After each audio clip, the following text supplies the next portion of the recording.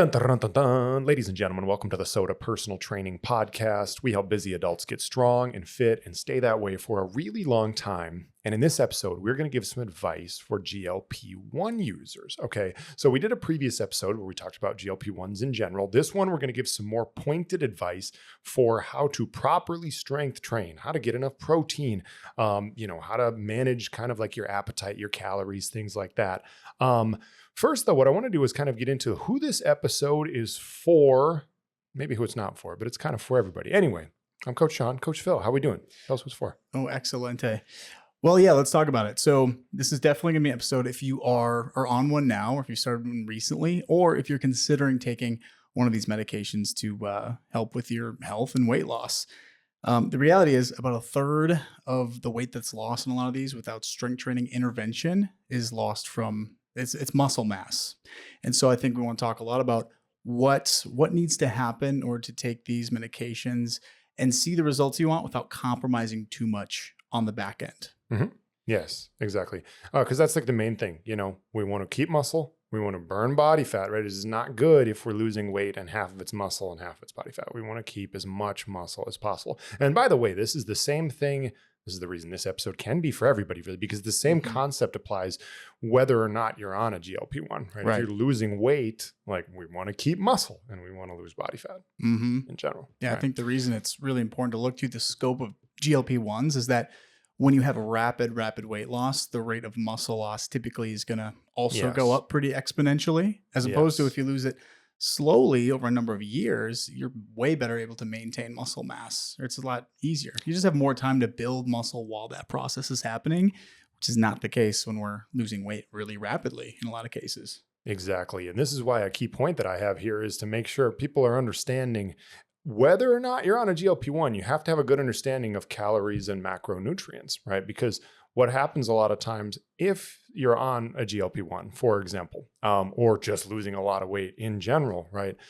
You can be in a very severe calorie deficit, right? Like if you're someone who burns 2,000 calories per day, like a normal person might, but you're only eating 1,000, for example, with or without a medication, right?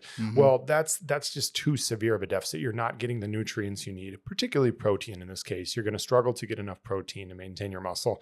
And even regardless, like if you get a good amount of protein, but you're only eating 1,000 calories, you're going to lose muscle. The body does not operate well in that much of a deficit, right? So I think it's important for people, especially people who take a GLP-1, sometimes assuming that it's going to be like, oh, this is it. I have the solution in a pill here, right? Which, yes, like as we explained in the previous episode we did on this, it can be a good idea for a lot of people. It is a good option for a lot of people, but you should still educate yourself on some of the other little things that come along with this. It's not just take the pill and you're done, right? And that's kind of what we're trying to help with. Yeah, exactly. I think there's one really important thing that I just want to get out there, which builds off our last episode, but that's this. We don't think while we're talking through this, no one thinks that you're taking the easy way out, right? This is a tool like many things. And I think from a coaching perspective, the biggest thing I want you to hear from this is that this is a fantastic tool for giving you some time and some autonomy and independence to building the skills that are going to help you maintain and keep those results you get from this tool in the long run. So that when we're 70, 80, we still feel as good as we do in a few months after taking this or something like that. So there's no judgment here. There's just educainment. Educainment. I was going to say edutainment. Education and entertainment. Yeah, that's right. Maybe. So I just want to make sure that's established now before we jump in. But that's the major summary, I think. Yeah, exactly. I also realized too, when I was saying like just take the pill, it's almost more metaphorical in this case because most people are doing GLPs as injections at this point. But anyway, we'll come back to that in a little bit when I talk about like the dosing stuff. Okay. So I think the first thing that we want to really talk about is strength training, because this is our area of expertise. And I mean, Phil, should it just be like a rule at this point? Should it be a rule that everyone who takes a GLP is required to do strength training? I know we're not doctors and we can't say that, but yes, like no, require it. We can. I don't care. I will say it. Yes, it's smart. You should strength train regardless of any medication you're taking, unless there's some sort of contraindication contraindication. I cannot speak today. It's okay. About taking it. But no, everyone should strength train for a multitude of reasons. Through this scope, it's to make sure we preserve muscle mass as much as we can. So yes, it is a requirement. And more doctors now are saying, hey, you're going to take this drug. You need to strength train. I'm telling you, you have to go do it. But there's still a big gap between that statement and then actually doing it. Because it's not, you don't take insurance and then go get to the gym at the hospital, right? So they're like, go do this. And then hopefully they do. But absolutely. Yeah, exactly. And I think for most people here, this is the nice thing, is that the strength training should be relatively similar to the way it would be for anybody else. It's not like there's specifics of this is strength training for people on GLP-1s. Like there's a few things to keep in mind, especially, I would even say, especially when people are just starting out with it, is, you get on a new dose of a GLP-1, or if you're just starting out in general, regardless of, I'll just throw out some random examples, but I'm not going to name anybody's names, but okay, if somebody goes on Zepbound, for example, tirzepatide is the whatever medical name for it. And this is kind of the most common one. Sometimes it's regarded as the best one right now because it's a GLP-1 and a GIP agonist. It's like the dual agonist. Anyway, it's lots of agonists. Science. Yeah. And anyway, it's probably the leading in the field right now. So somebody goes on Zepbound and they'll get on, say the 2.5 gram dose to start, which is the basic starting dose. But even with that, the appetite really drops for the first, right to start, right? So relatively rapid weight loss kind of starts for most people right at the beginning. Oftentimes, it might be 10 pounds within the first few weeks or something, right? Which who knows where all this weight comes from, what is water weight, what is body fat, whatever. Right. But the point is the appetite and the calories go down quite a bit oftentimes when you're, someone is just starting out on a GLP. And so in that case, you have to be a little mindful of, oddly enough, actually not overdoing it with exercise, because if you go in there and try to do the most intense hour and a half long workout ever, and you ate 700 calories throughout the day, that's a recipe for disaster, right? Yeah, that's not going to feel great. No. You're going to tap out pretty early. Yeah, exactly. So I mean, for most people that are starting on a GLP-1 or even just starting a workout program, you should start with something that's relatively simple, kind of challenging, but not horrible. Maybe 2, maybe 3 days a week of 30 to 45 minutes of a basic strength training routine, which is kind of what we do here for the most part, right? So if anything, people who are on GLPs actually probably need to, this is debatable, but actually probably need to err on the side of even slightly less total volume in their workouts and just try to lift heavy weights, 6 to 10 reps per set with some significant rest periods. Because tons and tons of workout volume with not very many calories in your system is not good for several reasons. You'd be better off getting more frequency than intensity or duration for a lot of people if it's new. Again, for beginners too, if you're just getting into weightlifting, that's a good principle to follow. But yeah, and you got to feel it out day to day. It's going to be different. Yeah, go ahead. Well, yeah, you should listen to your body some, just okay, do you have the energy to do this right now? But the point is that's all a little bit in the weeds. The point is that most people on a GLP should be strength training, required. How else are you going to maintain your muscle? You got to strength train. You got to lift some weights, right? And then the other thing, and everybody's heard this, but I mean, we got to say it, we got to reiterate it, is protein. Yeah. And because it becomes really, really hard. I mean, I've worked with a lot of people on GLPs now that, it's challenging enough. Even before GLPs were a thing, everybody would say, Sean, how am I supposed to eat 150 grams of protein a day? Are you nuts? They'll track and they'll eat 60 maybe. And they're like, you want me to get to 150? Are you insane? Yeah, you're out of your mind. Exactly. And then go on a GLP, and now that 150 just became 3 times as hard because you have no appetite. Well, they're not even thinking about it, right? Because that's how these drugs work is, one, it just reduces appetite. So there's no food noise. People are just oh, we don't think about it. Just like we don't think about maybe the weather or something like that. It's just there, right? Or it's not. And so it does a really good job of quieting that and getting really good results as an outcome. And then it does slow, I think, some gastric emptying as well. Yes. So that's where a lot of the side effects can come in. They're less favorable, but it has some really proven benefits that are obviously have to be there. But again, we got to kind of find the middle ground here of what what are we going to add on? Because we made one part simpler, which is we quieted the food noise. So we got to make it up with something else. Just as you said, Sean, beginning, we can't just take it and be like, okay, great, I'm done thinking about it. Yeah. It's our personal responsibility to advocate for ourselves and educate ourselves. Yep. Especially when it comes around medication, right? That's not, side effect free. So, Yep. And this is where you, as a GLP user, or even someone who's just trying to lose weight but is not on a GLP, has to think to yourself, okay, what are the sources of protein that I can tolerate? I might not love eating chicken or whatever it is all day long, but like, what are sources of protein that are easier to get down for me, right? Now, a lot of times with GLP users, this ends up becoming things like shakes, whatever, Fairlife, whatever, like, and a lot of them are pretty good nowadays from a health perspective, I would argue. Certainly, is it better to get most of your protein from whole foods? Probably yes. But realistically, having worked with a lot of people on GLPs, it's really tough. So I'm definitely not opposed to people having a protein shake once a day, and when they're on GLPs. We'd rather have you eat something even like less optimal, less whole foods based if it means getting some energy to get in here and put in the work so that we can do our job. Yeah. Because if you can't, you're like, I'm tapped, I'm seeing stars, I got tunnel vision. We're like, well, we're just gonna have to sit and maybe give you one of these glucose drinks. The glucose shots, dude. I was looking in there at those yesterday. We haven't had to use one in a long time, but Man. They have worked in situations where people's blood sugar has, dipped a little bit.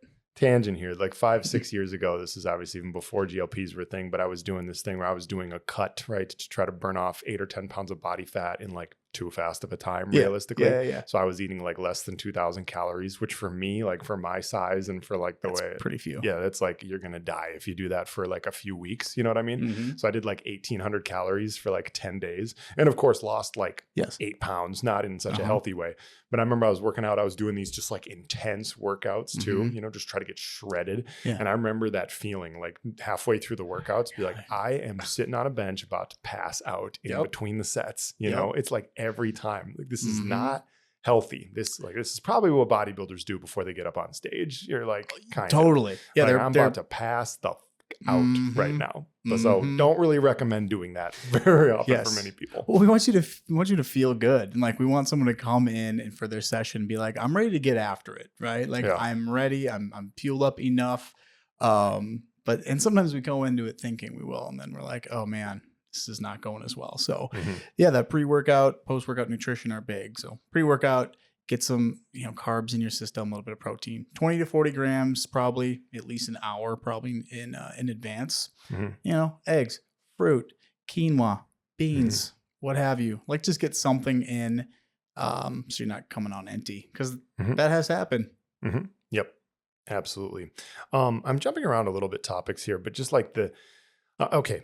I actually do kind of want to talk about like the dosing. I'm going to mix this all in here, and you can interrupt me, Phil, and add in some of your points when you need. I know how this goes. Yeah, yes. It feels like I know how this goes. I knew you weren't going to let me say any of the shit that I wanted to say. And no, I'm not going to. No. All right. Here we go. So we're going to talk about kind of the different types of GLPs, the doses. We're on a time crunch today, guys. I'm sorry. I'm just interrupting Phil. So different types of GLPs, dosing. Microdosing? ? It's a thing now. The influencers are doing it. It's a thing. It's a thing. I know they're doing it. Yep. It's a thing. And then like appetite calorie control or variance throughout the week. Okay.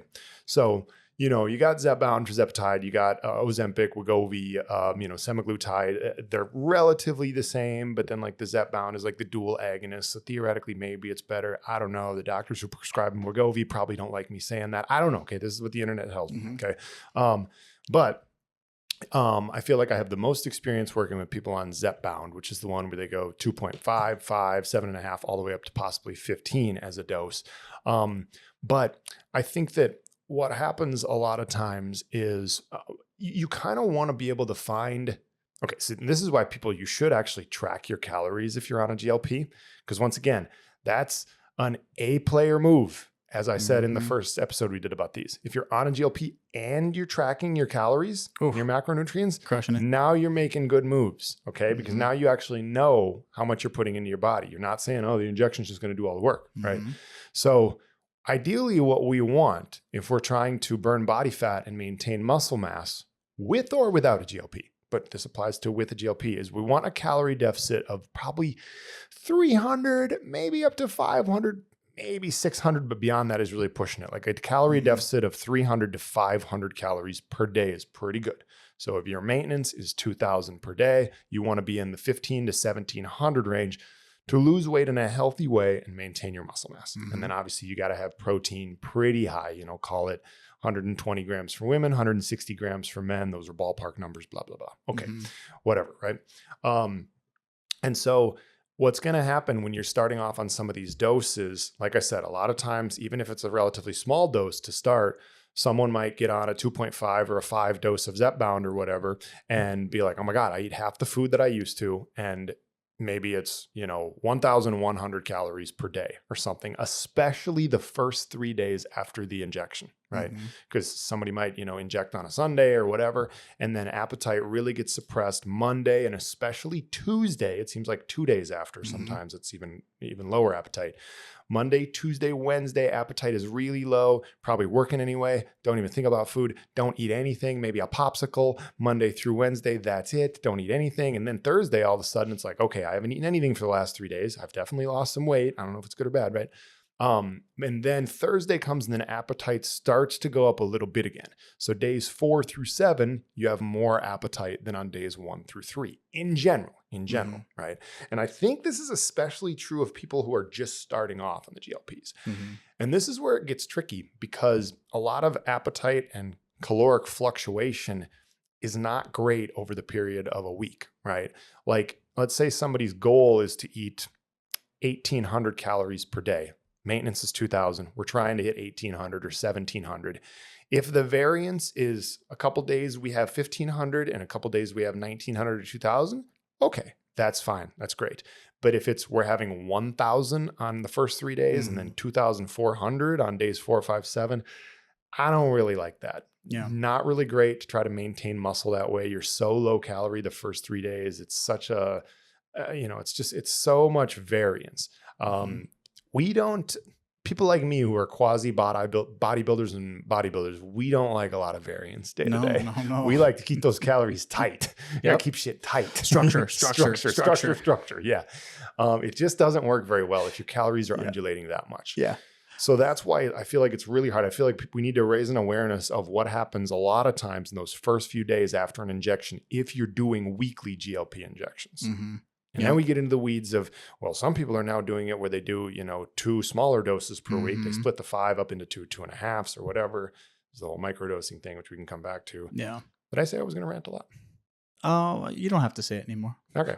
Well, that's the end of that. Right. We're not even doing the 3 rants or tangents things anymore. We don't have time for it today. I haven't done any minute force at all. Yeah.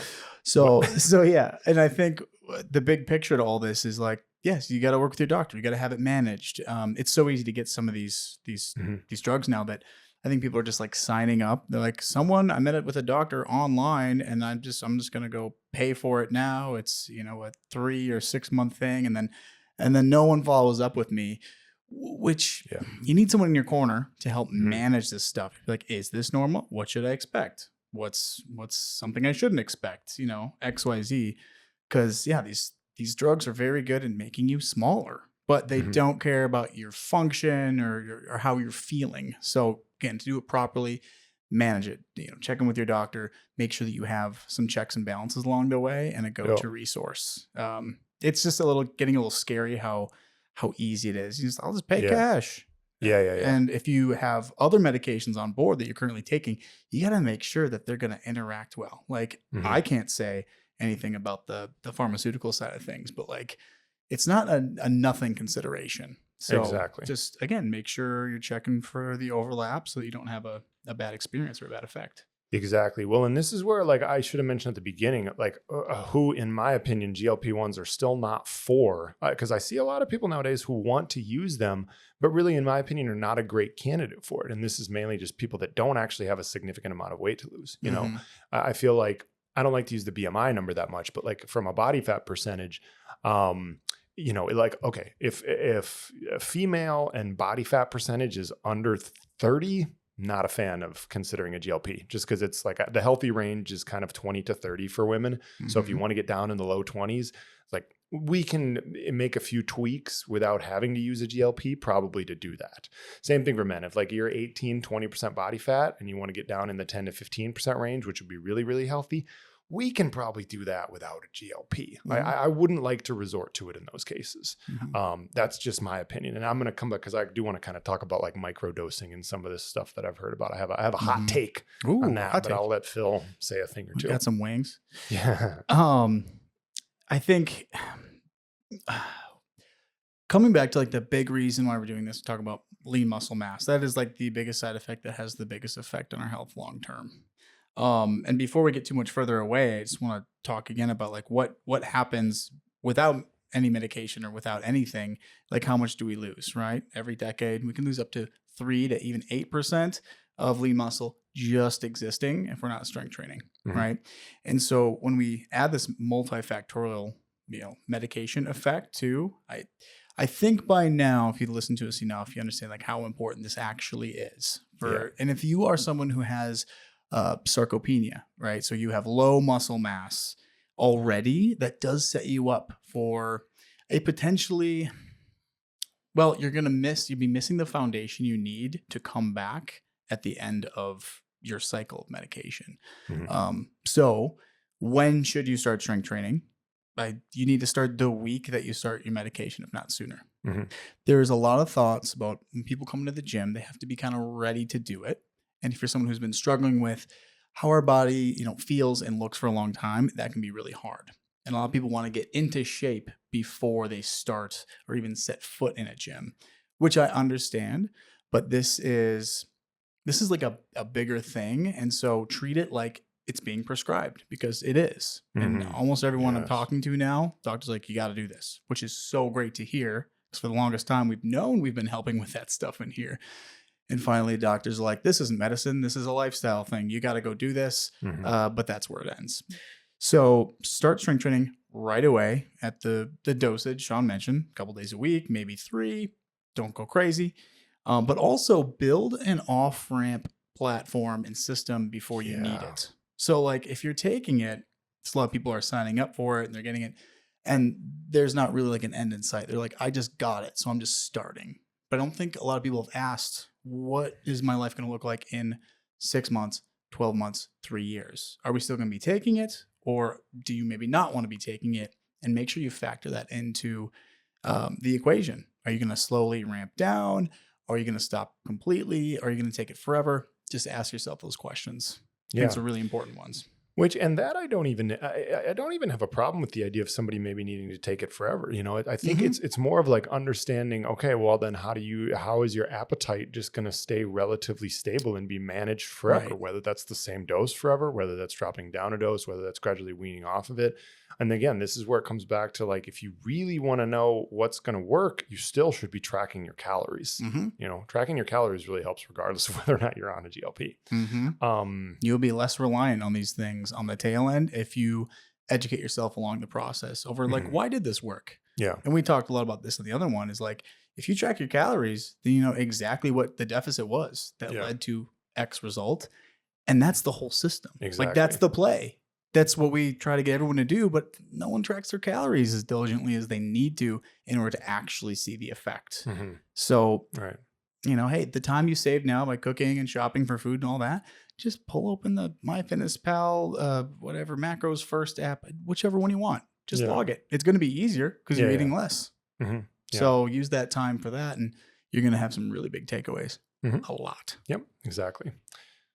Well, what else you got, or should I give my hot take? Well, let's go to your hot take. Here's my hot take. Okay. So, like the micro dosing, because this is something that's becoming common, especially with people who are already in pretty good shape, say maybe I'll go on a little micro dose or something for a little while. Maybe I'll burn 5-10 pounds or something like that, get really lean, whatever beach season. I don't know. So, okay. Let's say and I did some research on this, like what is a micro dose? And like Google AI assistant's like, well, I don't even really know either, But anyway, so like, okay, if 2.5 is like the regular minimum dose of tirzepatide or Zepbound, it's like, okay, the micro dose might be a 1.25 injection, or maybe it's like a 1 or a 0.5 or something like that, right? Yeah. But I think the point of it all is like, if the idea is this is a micro dose, like let's say the normal dose does a good job of getting you into a 500 calorie deficit. Like if it suppresses your appetite enough that you're going to get into a 500 calorie deficit, right? Now, all of a sudden you're going to go into a micro dose. Okay. So a micro dose might theoretically suppress your appetite by 5 to 10%, whatever that means. Okay. So like the regular dose takes your appetite down to where you're going from 2,000 to 1,500 calories a day. Then maybe your micro dose gets you in that 1,800, 1,900 calorie number as opposed to 2,000 because your appetite's just like a little bit lower. Now, have you done it? I don't really know how. God, that'd be like, so cute. I wonder if they've looked at that though. Well, I tried to research it because, you know, like nowadays I just research everything on my Google AI assistant and it like spits out these answers, you know, from like these random things on the internet.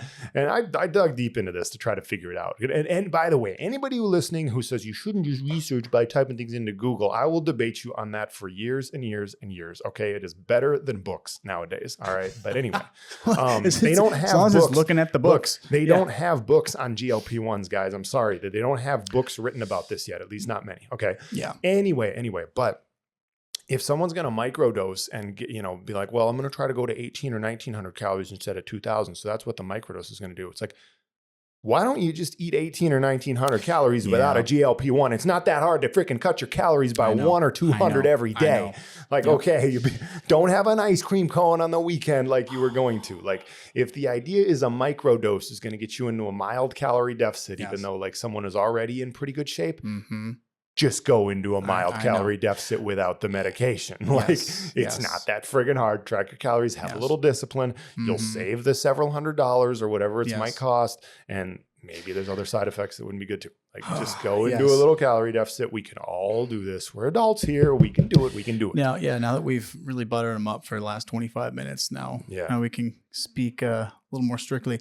So here's the deal, right? Everyone who's taking these, I think there's still like some magic. They're like, I take it and it works. I don't know why. It's a simple mechanism. It forces you to eat less. You don't think about it, so you eat less. Yeah. These things are all things that you can do on your own. They just require discipline and some effort. And I think so few people are willing to do that. Again, there's no judgment here, but it comes with some other factors that maybe we didn't think about.